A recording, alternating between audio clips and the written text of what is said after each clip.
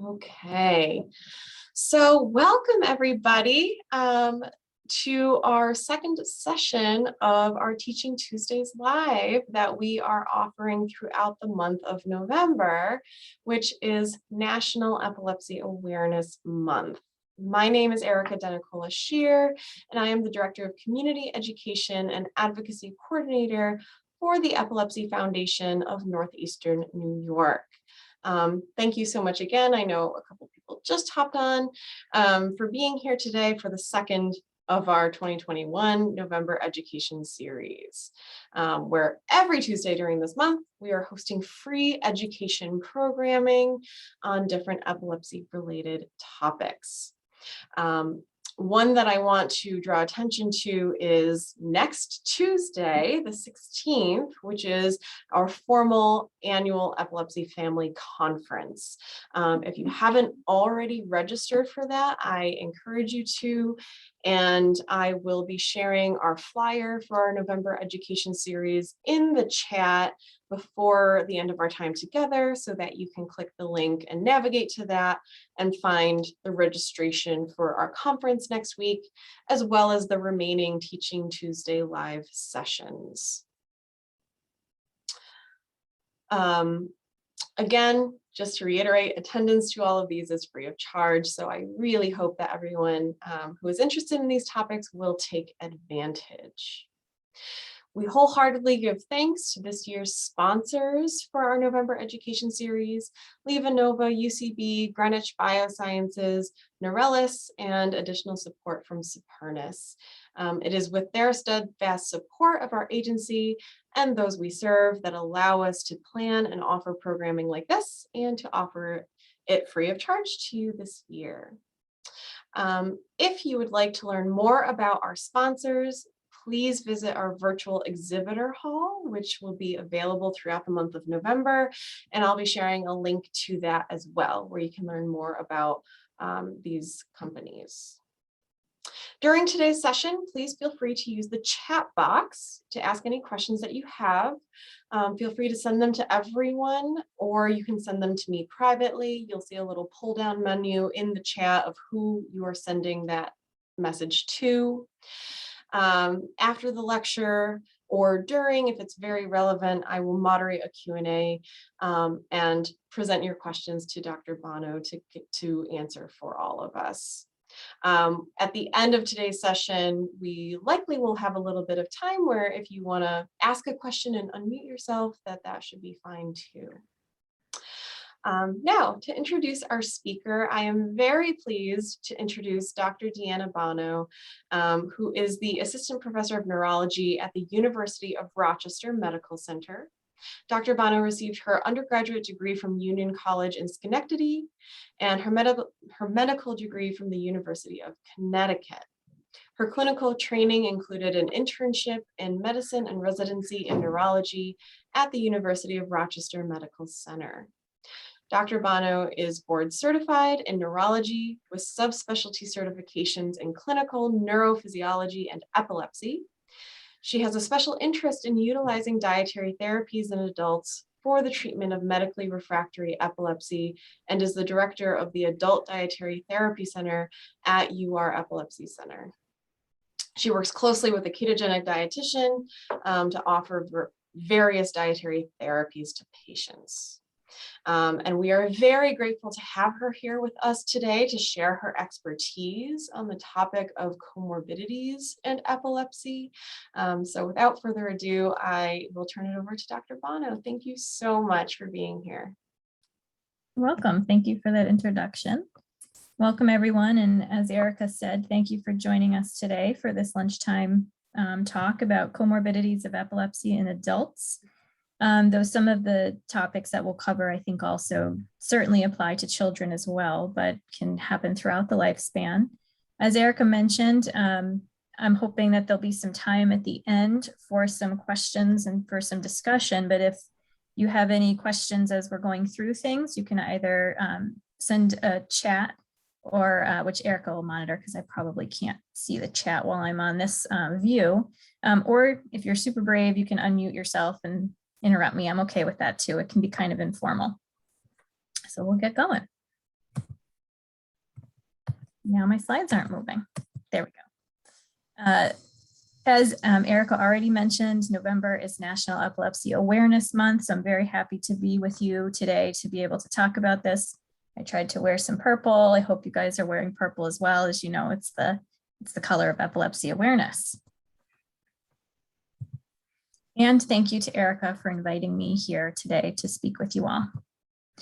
Just to go over kind of a rough outline, these are some of the comorbidities, the medical conditions that we're going to talk about more in depth today.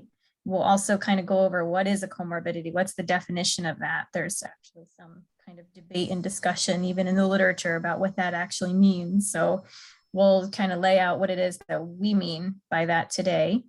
And we'll talk about some of the more common conditions that can exist along with epilepsy, including anxiety and depression, autism, migraine, stroke, traumatic brain injury, dementia, and ADHD.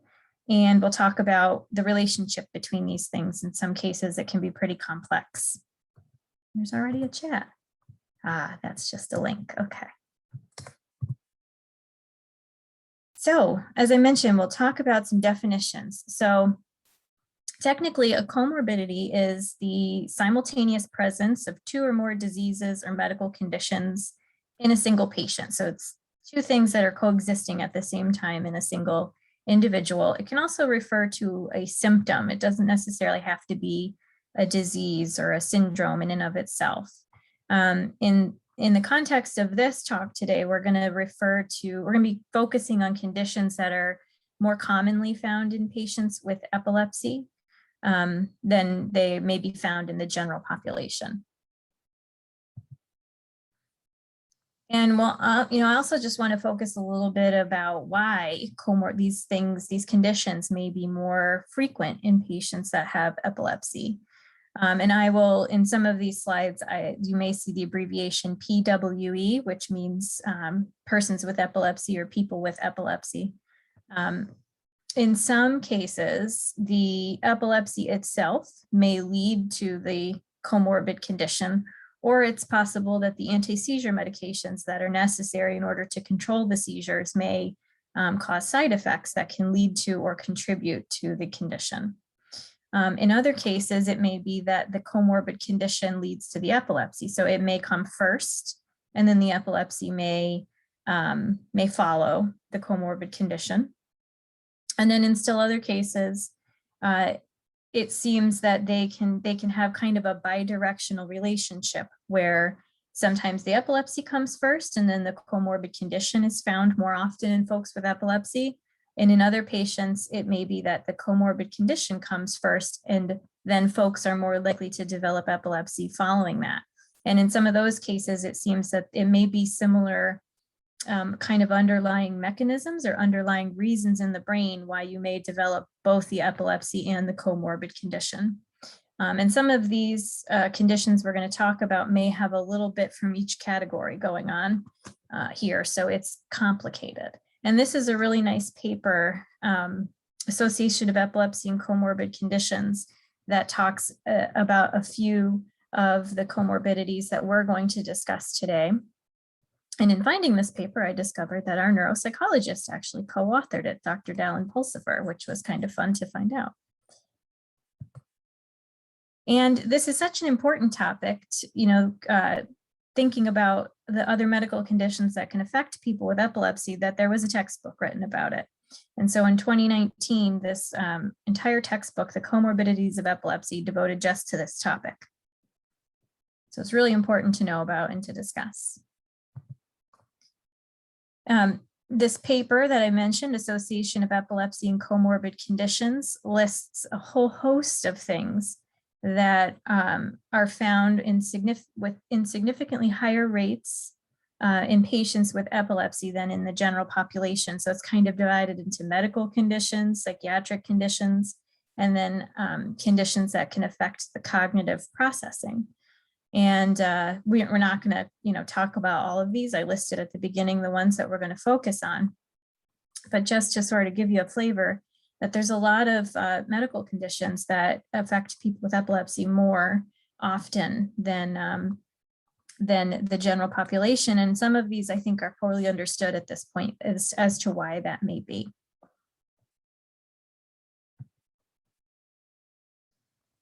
Also just wanted to put in a plug for the website epilepsy.com, which I'm always pointing my patients towards because it has such well-vetted and great information on it about almost any topic having to do with epilepsy that you can think of. And in particular, this under the Learn section, this section Challenges with Epilepsy actually goes into several talks about comorbidities of epilepsy, where you could go and read more about this if you're interested after this talk. So let's start out by talking a little bit about depression first and foremost. Depression is the most common psychiatric comorbidity in patients with epilepsy. And it is more common to find patients affected by depression that have epilepsy than in many other neurologic conditions. For example, migraine or multiple sclerosis or Parkinson's disease. Folks with epilepsy are more likely to be affected with depression than those other conditions. And you're also more likely to find people with epilepsy affected by depression than you are in other chronic medical conditions like COPD, diabetes, conditions like that. It used to be thought that, just having epilepsy makes people depressed, that it was a reaction to having epilepsy, but it's definitely not that simple. And this is one of those conditions that seems to have a bidirectional relationship, meaning that it's not necessarily that people are diagnosed with depression after they're diagnosed with epilepsy, but up to 45% of people who subsequently had a diagnosis of epilepsy actually had depression prior to their diagnosis of epilepsy. But again, this condition, it's complicated because we know that some of the drugs that we use, some of the medicines we have to use to control seizures may sometimes cause mood changes. It may also be that the underlying cause of the epilepsy may also predispose a person to be more at risk for developing depression. And sometimes the site of involvement of seizures has also been shown to be a risk factor for developing epilepsy. For example, if seizures are coming from the areas of the brain that have to do with emotions called the limbic system, the temporal lobes, those folks may be more likely to be at risk for depression. And then we can't forget about the psychosocial factors as well of that come along with having epilepsy, perhaps not being able to work, feeling isolated, the stigma that comes along with it that can contribute as well.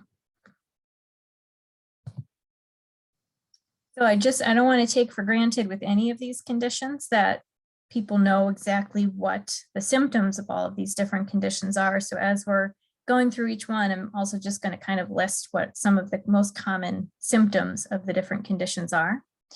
And so you may already be aware of this in terms of depression. Certainly, this isn't an exhaustive list necessarily, but common symptoms of depression include a lack of interest or pleasure in things that a person used to be interested in doing or used to, take pleasure in doing, feeling sad or down most of the time, feeling tired or fatigued, lack of energy, feelings of guilt or worthlessness, on more days than not, having trouble concentrating, just your thoughts kind of feel like they're muddy, having trouble making decisions. There may be sleep disruptions. Sometimes people sleep too much, sometimes they can't sleep. Same with appetite changes. Sometimes people eat too much and other times they lack appetite when they have depression. And then, of course, people with this condition are at risk of having suicidal thoughts, a plan for hurting themselves, or actually attempts with suicide. And all of these conditions, to be diagnosed with it formally, it has to be interrupting your life on more days than not. So now we will move on and talk a little bit about anxiety. whereas depression is the most common psychiatric comorbidity in people with epilepsy. Anxiety is the second most common, but sometimes forgotten because people think more about depression than they do about anxiety.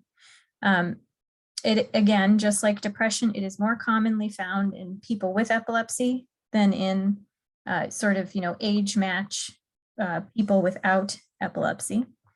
In one study, about 35% of folks had a diagnosis of anxiety at the time that they were diagnosed with epilepsy.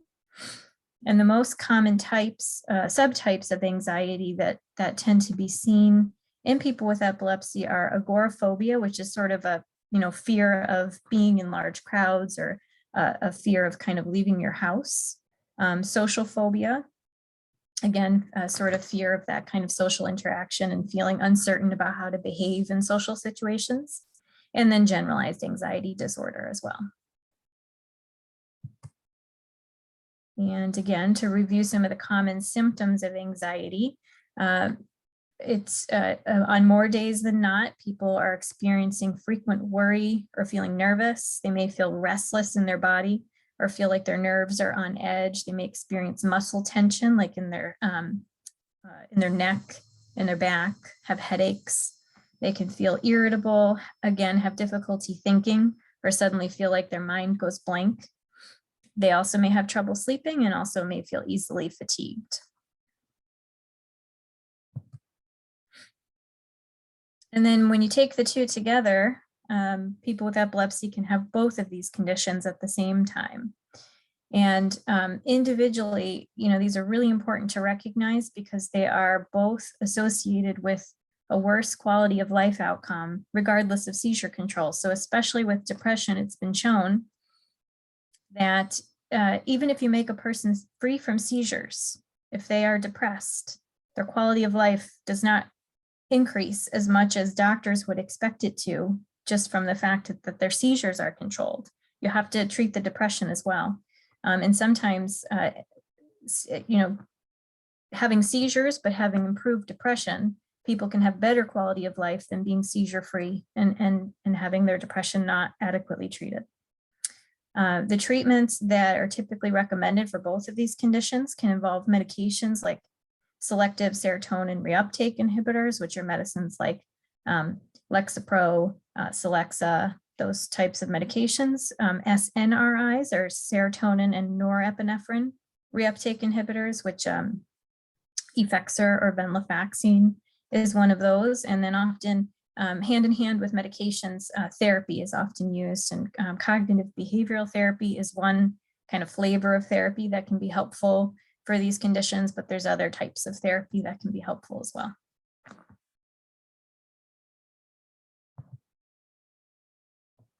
Now we'll switch gears a little bit and start to talk about autism. Autism in and of itself is a risk factor for developing epilepsy.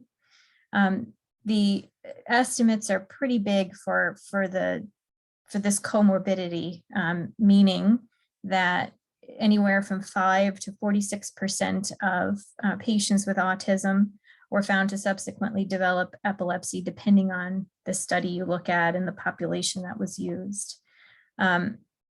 Often this may have to do with sort of the common underlying cause. The reason that the person has autism may be the same reason that they develop epilepsy later in life. And sometimes I think about this and talk to patients about this, that their brains are sort of wired differently than someone who doesn't have autism, someone who doesn't have epilepsy.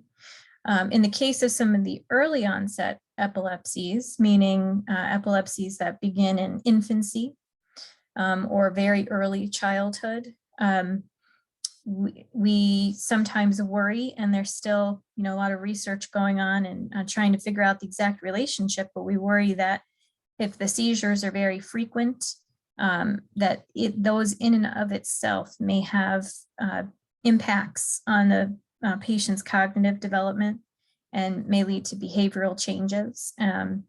But again, those early onset epilepsies sometimes have genetic underpinnings that put a person at risk for the bad epilepsy and the autism. And so sometimes this relationship isn't necessarily clear either. The autism, as you may know, it's a spectrum disorder. It is not one thing. There can be very mild forms and there can be very severe forms of autism. But in general, it's considered to be a developmental disorder that is characterized by difficulty in several domains, one of which is social interaction. The other is in communication, and that can be verbal or nonverbal communication.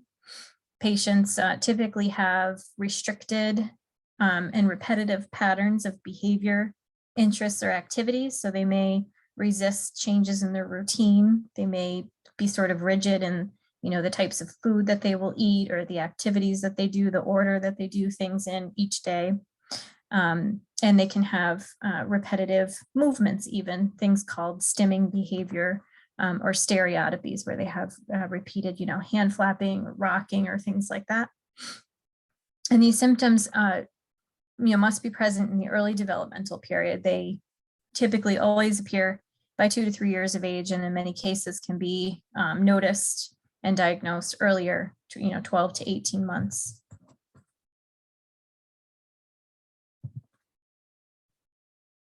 All right, and switching gears again, we'll talk a bit about migraine and epilepsy. This, once again, is more common in people with epilepsy than in folks without epilepsy, and even more so if we consider migraine with visual aura. So there's sort of two main flavors of common migraine: without aura and with visual aura. And on the next page, I'll have a little picture of what an aura might look like, someone that drew it out or did it on a computer, of what their visual aura looks like.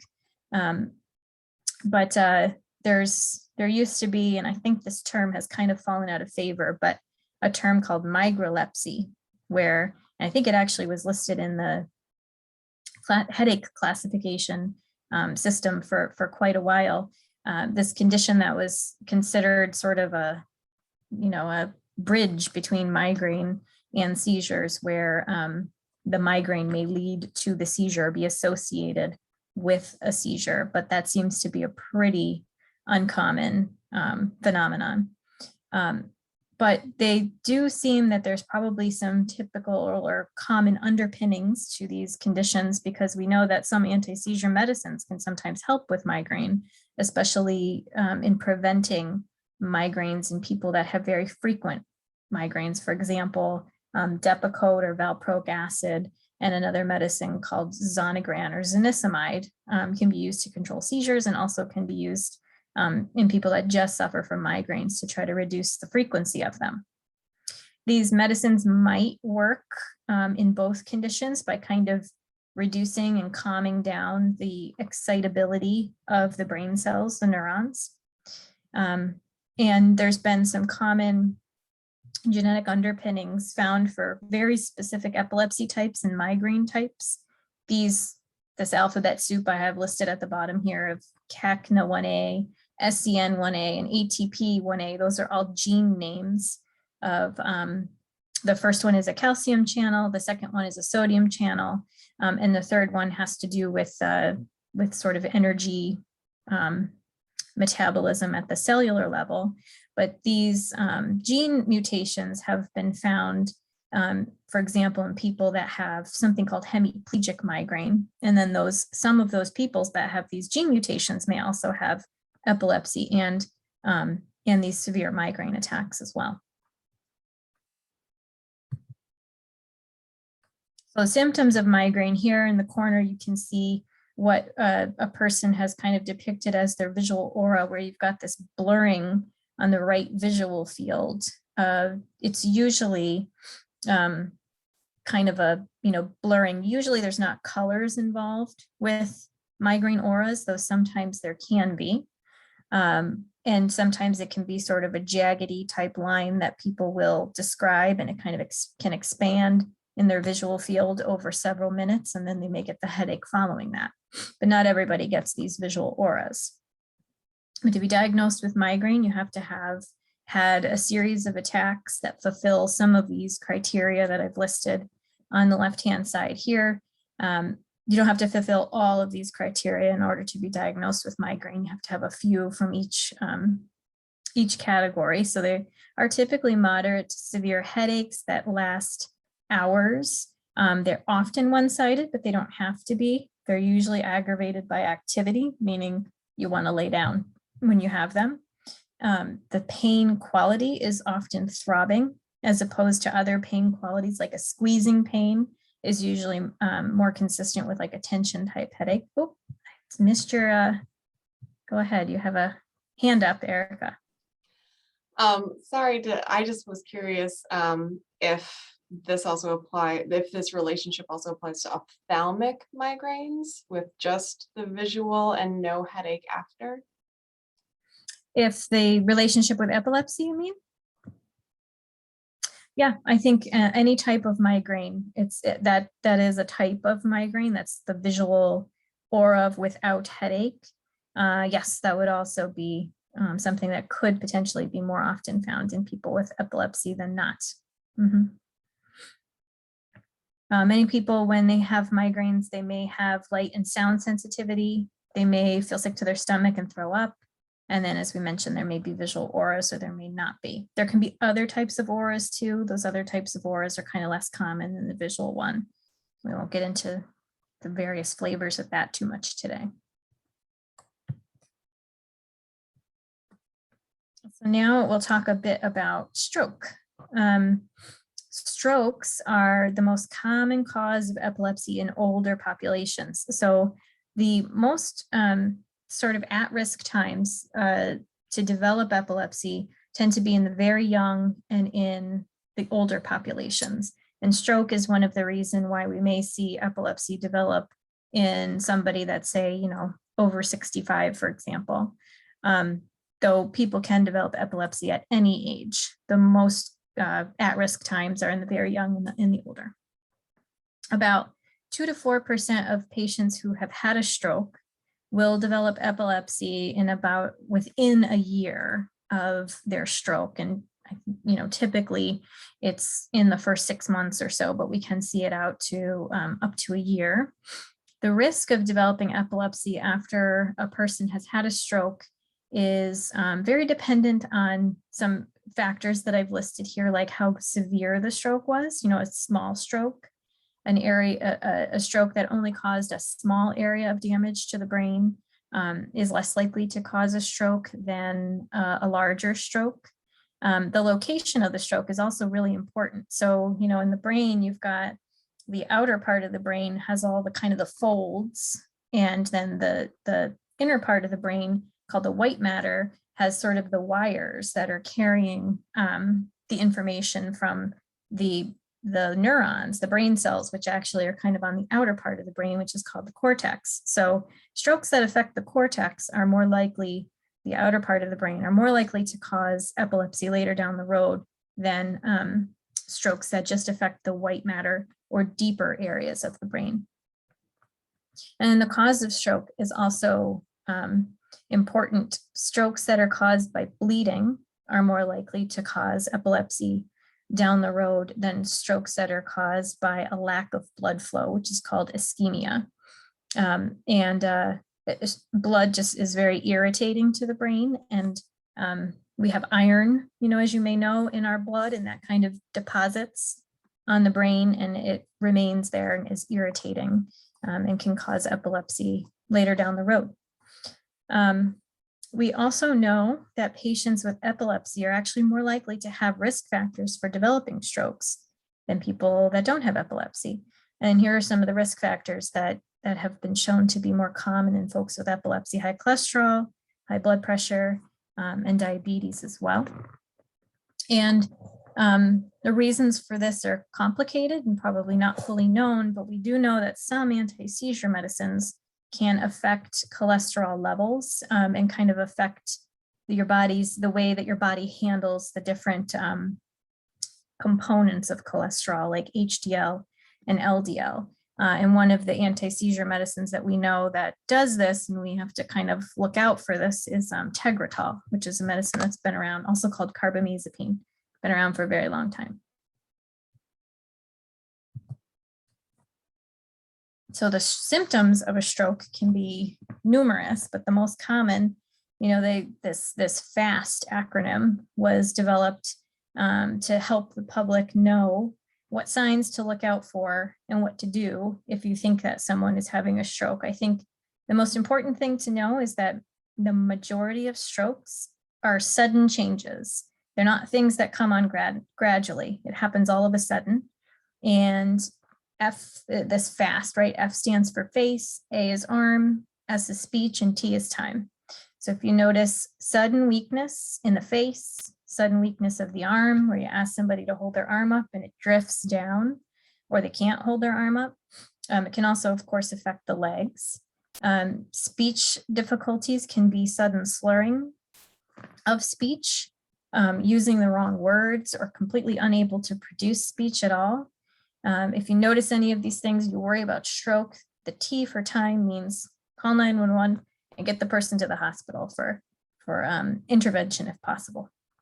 But other stroke symptoms that aren't necessarily as common and can sometimes be harder to recognize can be sudden vision loss. So you can actually lose your peripheral vision off to one side when you have a stroke. And this one is very sneaky. And people always come in late to the hospital, unfortunately, when this kind of thing happens, because you'd be surprised how you cannot notice that you've lost your visual field off to one side unless you're walking into walls. And so sometimes people don't notice this, and it's not till a couple of days later that they come in, or they think it's an eye problem. You can develop sudden numbness on one side of your body. And then if the stroke kind of affects more of the back parts of the brain, you can get sudden dizziness, like vertigo, a spinning sensation, or doubling of your vision, or really bad balance problems.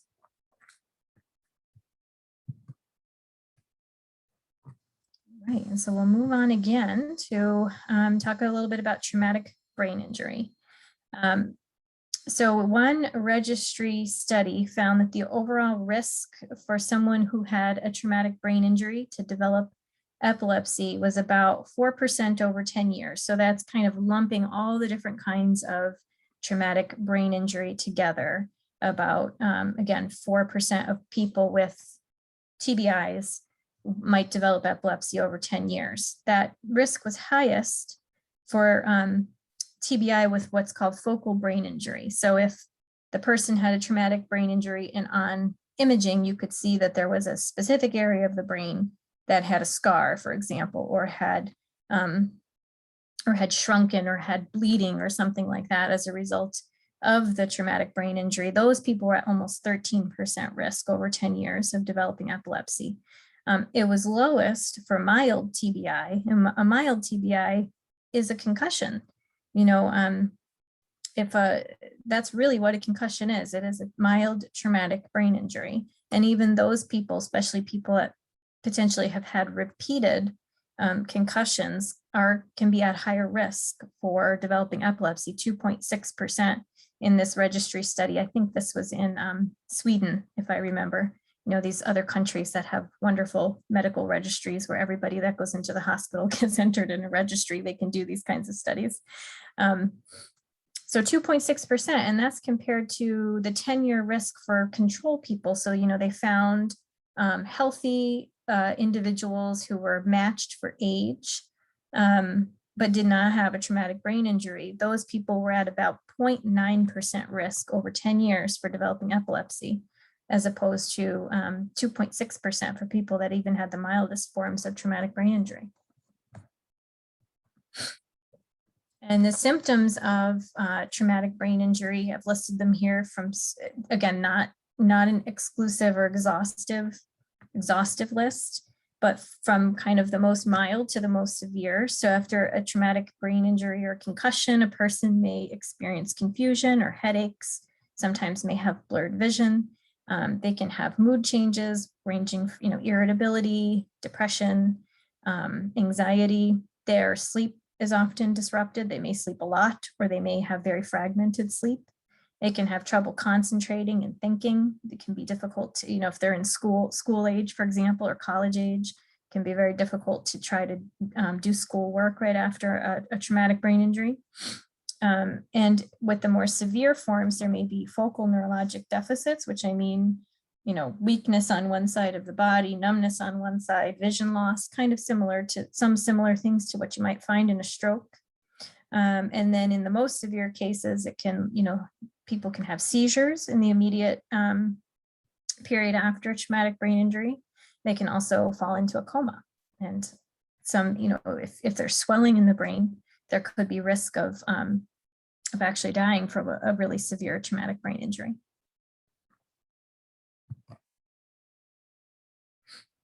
Dementia as well is another condition that is found in people with epilepsy and has potentially this complicated bidirectional relationship again.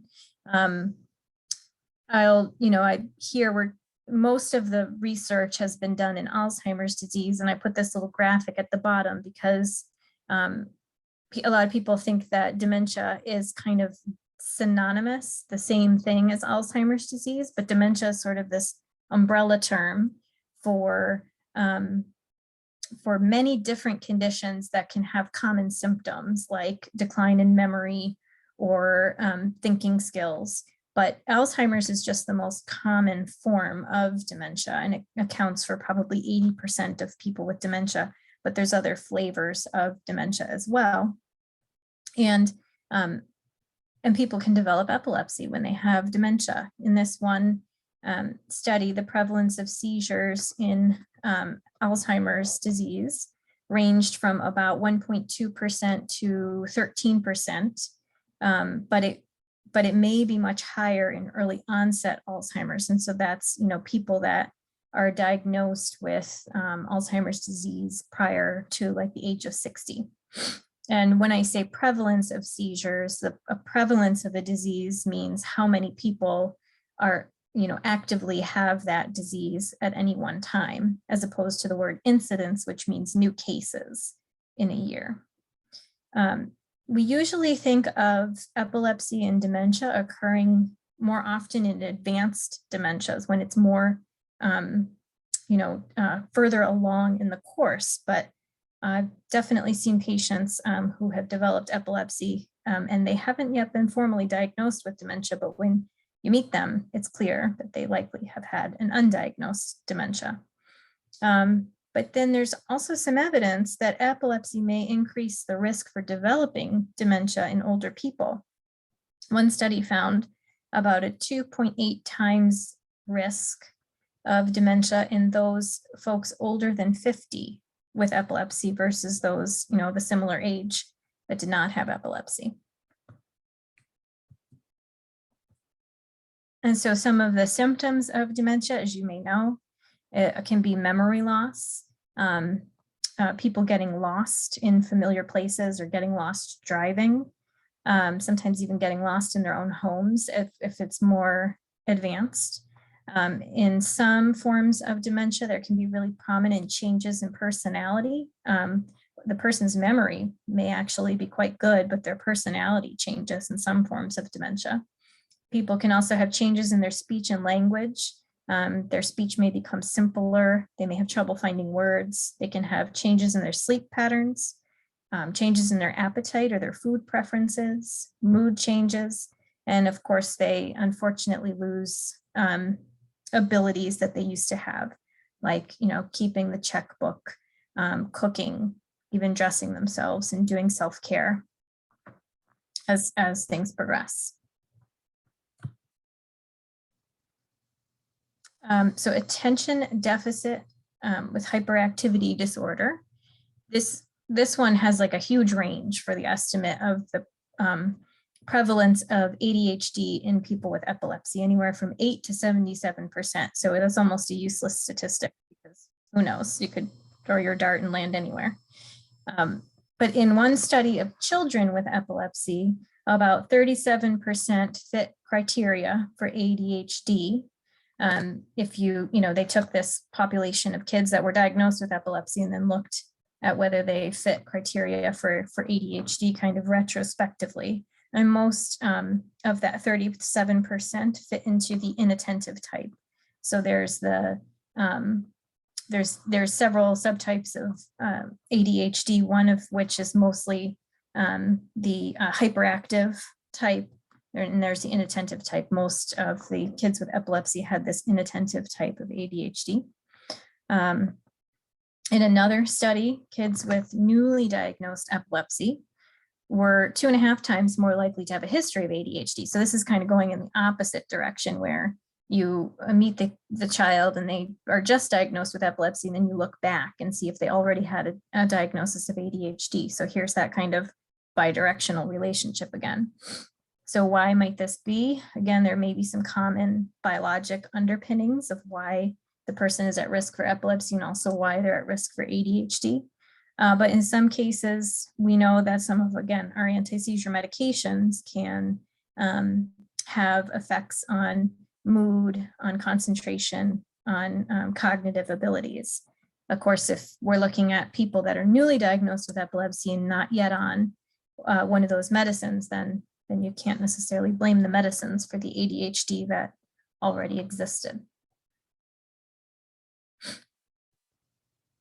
And then just to go a little bit deeper into the definition and the common symptoms of ADHD, it is considered a chronic neurodevelopmental condition and diagnosed in childhood, but the symptoms often extend into adulthood.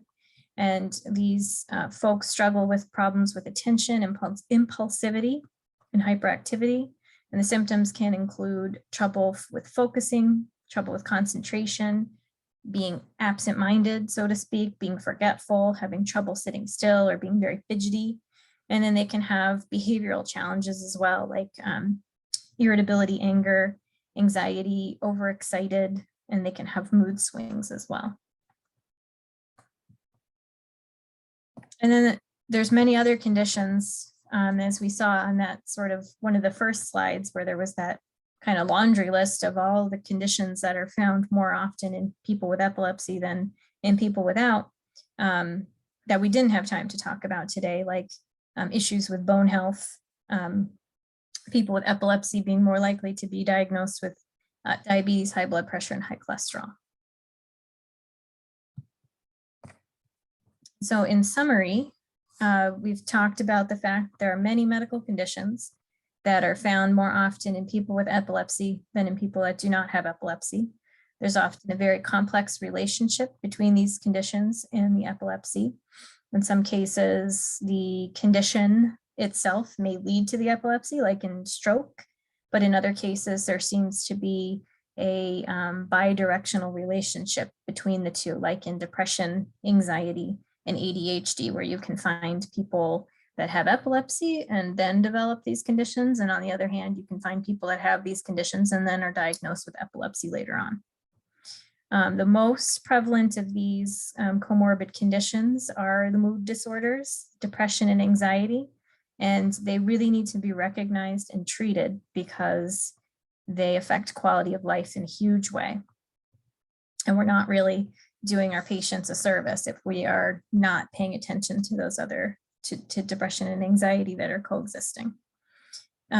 If a cause for the epilepsy is known, this can sometimes help us to think about other conditions that the person might be at risk for and to screen for those things.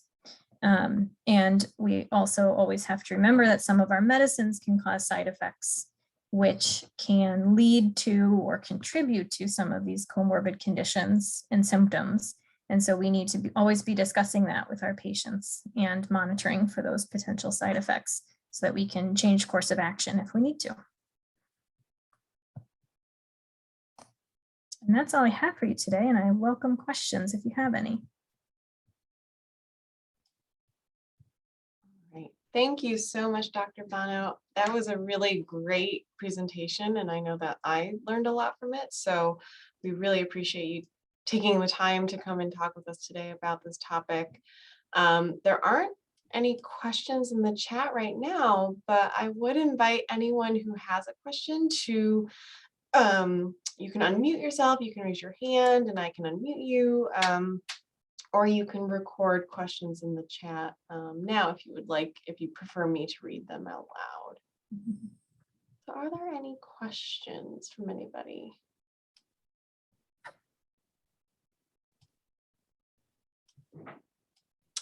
The other thing we can do too is I can put my email address in the chat, and everyone can feel free to take that down, copy and paste it somewhere.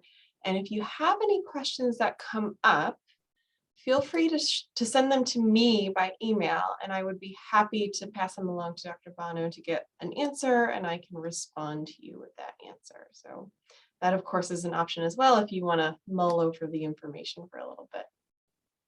That works as well. Okay. Well, if there aren't any questions, then we can give you back some time to your day. And I do want to thank everyone so much for attending. Once again, please don't forget to check out the other topics we're offering this month, especially next week with our family conference. Again, I put a link to the flyer that has all the registration links right there for you to click and go ahead and register free of charge once again, and to check out our virtual exhibitor hall where we highlight this year's sponsors, and you can learn more about them. And as I said, if there's any questions that come up, please feel free to take my email, and I'm very, very happy to pass those questions along to Dr. Bonno and get back to you with a response. Thanks everyone for your attention. Thanks, Erica. Thank you so much again, and I wish everyone a really great afternoon. Same to you. Bye, everybody. Bye-bye.